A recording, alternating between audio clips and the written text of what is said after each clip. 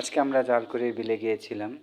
তো সেখানে বন্ধুদের সাথে আড্ডা দেওয়ার সময় আমরা কিছু পেয়ারা ভর্তা খেয়েছি। সেই ভর্তার আজকে একটা ভিডিও নিয়ে আসলাম আপনাদের সামনে, যে আমাদের বড় ভাই কীভাবে ভর্তা বানায় তা একটা দেখানোর জন্য আমরা এই ভিডিওটা বানিয়েছি।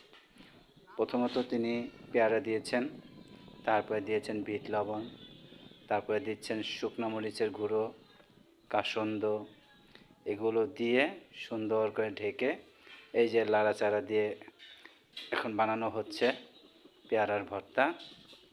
তার এই হাতে সুস্বাদু একটা ভর্তা খাওয়ার টেস্টটা কীরকম হয় আমরা সেটা দেখাবো আপনাদের কাছে।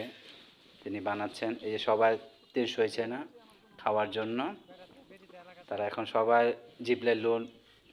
জিভলে তাদের পানি এসে পড়েছে, যে বলতে পারছেন না যে কি করবে তার এতটা এক্সাইটেড হয়ে গেছে এখন খাওয়ার জন্য।